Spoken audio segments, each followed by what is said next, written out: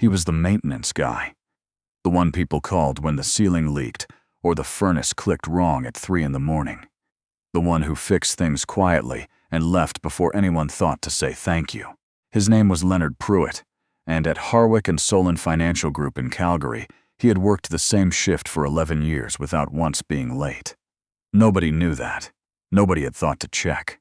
The office building on Center Street South was the kind of place where people wore their job titles like armor. The analysts walked with a particular kind of forward lean, always somewhere more important to be. The junior associates checked their phones at the elevator. The senior partners had a whole floor to themselves and a private kitchen that Leonard cleaned every Thursday morning before the building filled up, before anyone else arrived, because that was the arrangement, and Leonard had always kept to arrangements. He was 53. Trim, not because he worked at it, but because he moved constantly, up ladders, along crawl spaces, crouching behind mechanical panels in rooms that smelled of dust and old copper wiring. His hair had gone gray at the temples a few years back, and he hadn't done anything about it. His hands were the hands of someone who used them. He had a daughter. Her name was Becca, and she was 9 years old, and she was the entire reason Leonard Pruitt got out of bed every morning with anything resembling intention. Her mother, Leonard's wife, Kathleen, had died 4 years ago. Aneurysm. There on a Tuesday afternoon, and gone by Wednesday morning. The doctors had explained it carefully, and Leonard had nodded at all the right moments, and then driven home in silence, and sat in the truck in the driveway for 40 minutes, before going inside to where his sister was watching Becca, who was 5 then, and did not fully understand what had happened, except that her mother was not coming back, and that her father sometimes stood very still in doorways, for no reason at all. Leonard had kept going because there was no alternative that made any sense.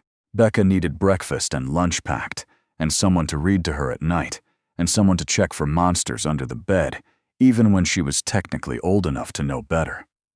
He kept going because that was what you did, and 11 years at Harwick and Solon meant benefits and a pension plan, and a union rate that let him afford the apartment in Forest Lawn with the yard out back where Becca had a swing set she still used more than she'd ever admit to her friends.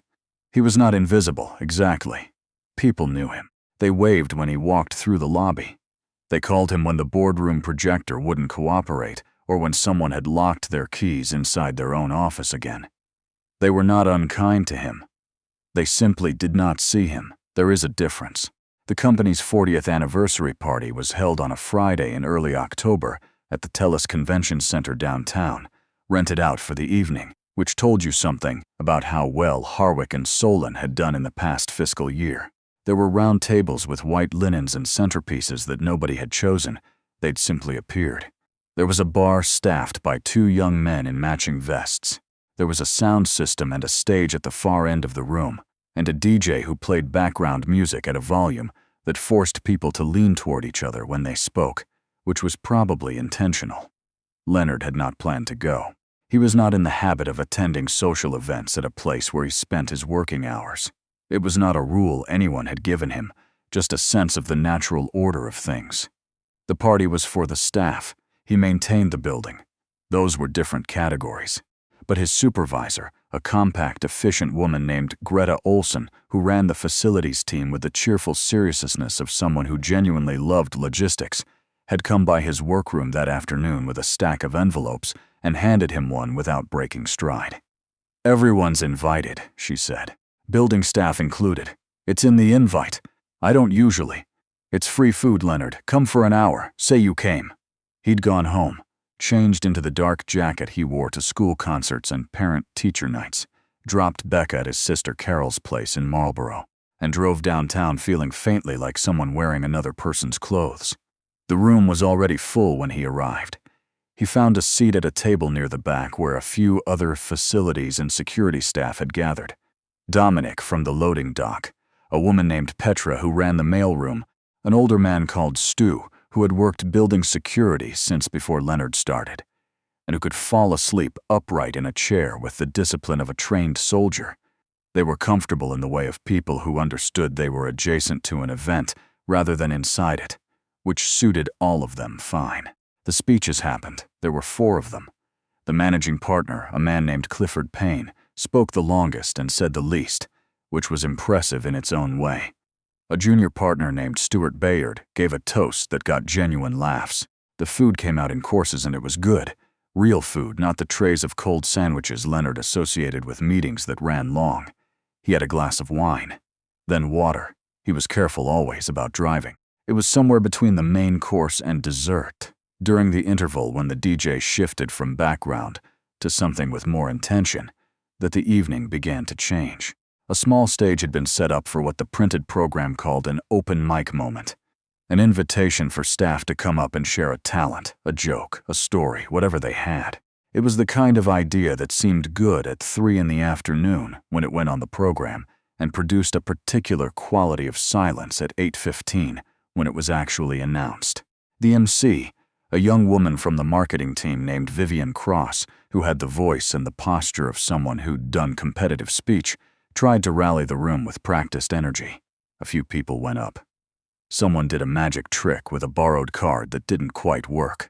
An analyst named Stuart, not the junior partner, a different one, did a decent impersonation of the managing partner that earned nervous laughter from everyone except the managing partner, who smiled in a way that meant he would remember it. Then the room started to thin toward the dessert table, and the conversations turned back to themselves. And Vivienne was scanning the crowd for volunteers with the look of someone working against a deadline. That was when a man at the table 2 rows ahead of Leonard, one of the senior analysts, a person Leonard knew only as the one who always asked for the thermostat to be adjusted regardless of the current temperature, turned around in his chair and pointed. "What about the maintenance guy?" He said it the way people say things they expect to be found funny. Not with cruelty, exactly. With the casual thoughtlessness of someone who has never once had to consider how it lands. A few people looked over.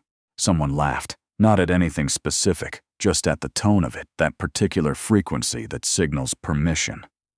Vivian Cross caught the direction of the gesture and looked at Leonard with the careful expression of someone choosing between options. "Would you like to come up?" she asked. She had the decency to ask. He gave her that. Leonard looked at the stage. It was maybe 20 feet away. He thought about Kathleen. He thought about how she used to sit cross-legged on the kitchen counter while he cooked, which drove him quietly insane because it was not sanitary, and how she would hum while she read and not notice she was doing it, and how she had been the only person in the world who knew about the thing Leonard could do and had told him, more than once, that it was a gift he had no business keeping to himself. He thought about Becca, who was 9 and asleep by now at Carol's place, who had his stubborn jaw and Kathleen's eyes, and who had asked him just last week, out of nowhere the way children ask questions that arrive without context, "Dad, do you still sing?" He had told her sometimes. She had looked at him with the particular seriousness of a 9-year-old arriving at a conclusion and said, "You should do it where people can hear." He put down his napkin. He stood up. The laughter when he stood was small and immediate, not loud, just a ripple, the kind that accompanies the confirmation of a joke that's going according to plan. He heard it. He did not change pace. He walked to the stage the way he walked everywhere. No hurry, no performance of confidence, just the ordinary movement of a man who had decided to go somewhere and was going there. Vivian handed him the microphone with the expression of someone who was not entirely sure what was about to happen, but was committed to seeing it through. She asked if he had a song in mind. He did. He didn't explain it. He just nodded. The room had the kind of attention that is not yet respect. It was the attention of people waiting for the moment when they could look at each other and confirm what they already believed. The analyst who had pointed was leaning back in his chair with his arms crossed. Someone near the bar had paused mid-pour. Leonard held the microphone the way you hold something you've held before. He looked at no one in particular. He looked at a point somewhere above the back wall, above the heads and the white linens and the half-eaten desserts. He looked at the place where, if you stare long enough, the noise of a room stops mattering. And then he sang. He had started singing when he was 7 years old in a United Church in Medicine Hat, where his grandmother went every Sunday and where the choir director, an exacting woman named Mrs. Petrenko, had reached into a pew one morning and pulled Leonard out of it by the elbow because she had heard something in the hymn that didn't match the adults around him and needed to find its source. He had sung in church until he was 17. He had sung in a band in his 20s, a serious attempt for about 4 years that had taken him from Calgary to Edmonton to Vancouver, and back again before the economics of it made a different life necessary. He had sung at his own wedding. Kathleen had been the one to suggest it, and he had been terrified in a way that had nothing to do with nerves. Exactly. More like standing at the edge of something very important and hoping it was deep enough to hold. And she had cried in a way she never fully acknowledged afterward, which meant it had meant something. He had not sung in public since the week before Kathleen died. There had been a community event at the Marlborough Rec Center, a fundraiser of some kind. He'd gone up with an acoustic guitar borrowed from a neighbor and sung 2 songs, and received the kind of response that for a moment made the room feel very small in a good way, the way a room can feel when something honest has been put into it. 6 days later, Kathleen was gone. He had not been able to explain afterward why he stopped. It wasn't superstition. He was not a superstitious man.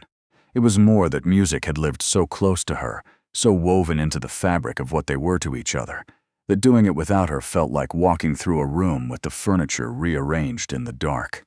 He kept expecting something to be where it wasn't. He sang now. He sang Hallelujah, not the version everyone expected, not the arrangement that had been covered so many times it had become a kind of wallpaper. He sang it slower. He dropped the key a half step and let the lower register carry the opening verse, which gave the lyrics a different weight, the weight of something understood rather than performed. The room took about 12 seconds to change. He knew this because he had been in enough rooms as a working musician to understand the specific quality of silence that descends when an audience stops being an audience and becomes something else, something closer. It is not applause. Applause comes after.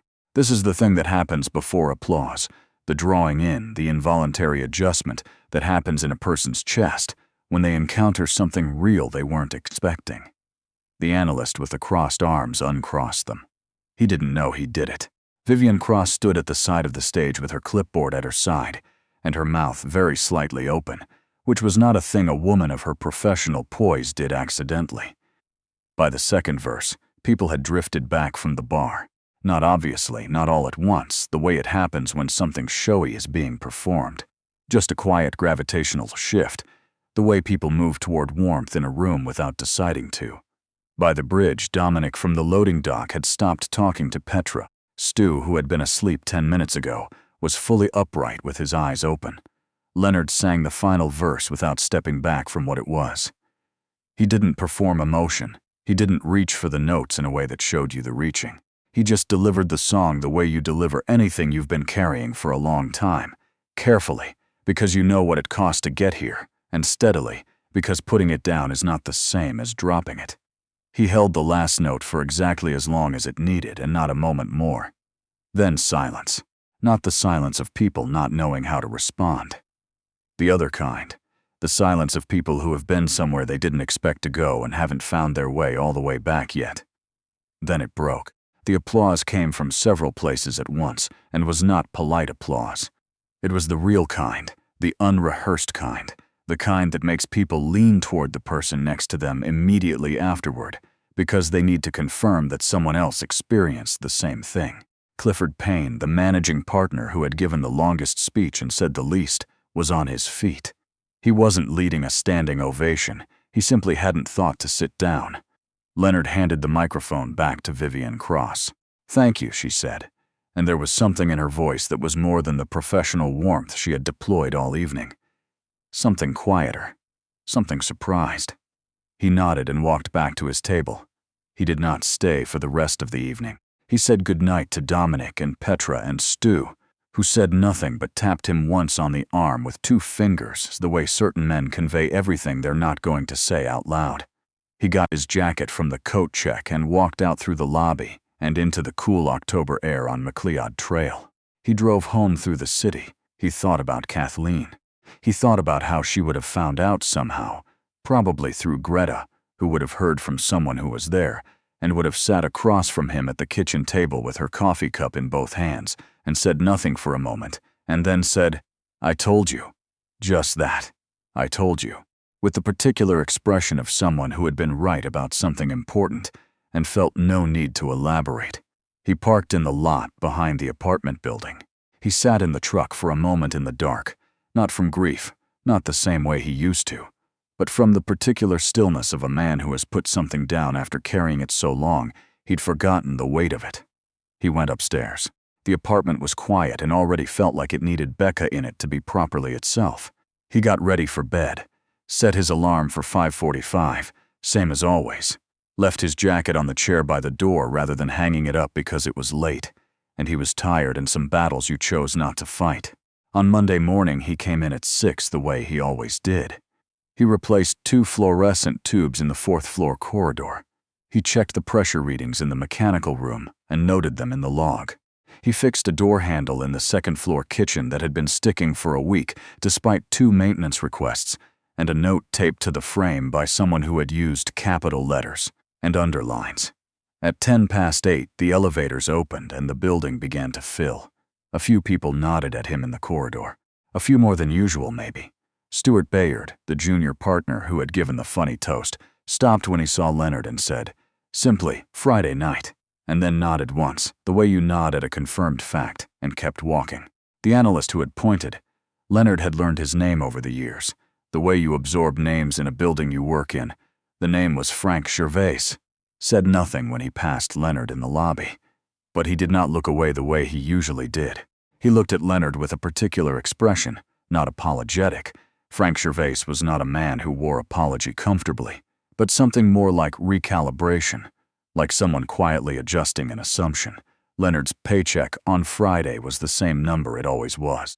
His name was not on an email chain about hidden talent or remarkable colleagues. Nobody stopped by his workroom with a fruit basket. He was not asked to perform again. He was still the maintenance guy. He still fixed what was broken and documented what he found, and cleared out at the end of his shift without making anything of it. The building had the same ceiling heights, and the same crawl spaces, and the same 3rd floor supply closet where someone kept leaving empty coffee cups despite signage that was unmistakable in its intent. Nothing had changed in the ways that were visible. Everything had changed in the ways that weren't. He stood in the 4th floor corridor with a clipboard on a Thursday afternoon and thought, not for the first time, about Kathleen, but not with the particular ache of recent years. Something different. Something that felt, if he was being precise about it, more like company.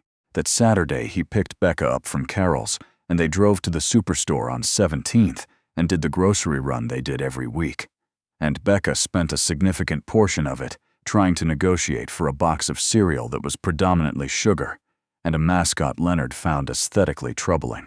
They had macaroni and cheese for dinner because it was Becca's turn to choose, and macaroni and cheese was what she always chose. And Leonard had stopped trying to introduce complexity into the selection process. After dinner, she did homework at the kitchen table and he washed up and then sat with his coffee and the quiet that settled over the apartment on Saturday evenings, which was the best quiet of the week.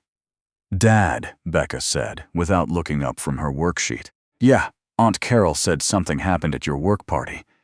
He looked at her. She was still looking at her worksheet, pencil moving. "She heard from someone who was there," she added. "She said you sang." "I did." Now she looked up. She had Kathleen's eyes. He had never once gotten used to it. "How come you didn't tell me?" He thought about how to answer that. He thought about Kathleen on the kitchen counter, and Mrs. Petrenko yanking him out of a church pew, and a room in the Telus Convention Center going quiet in the way that meant something was real. "I think," he said, "I was still figuring out what it meant." Becca looked at him for a moment with the particular seriousness of a 9-year-old arriving at a conclusion. "Did it feel good?" she asked. He picked up his coffee cup, set it down. "Yeah," he said. "It did." She nodded once, satisfied, the way she nodded when a theorem resolved the way she expected. She went back to her worksheet. Outside, the October light had gone the color of old amber, the last of it sitting at the edges of the buildings across the street before it gave out entirely.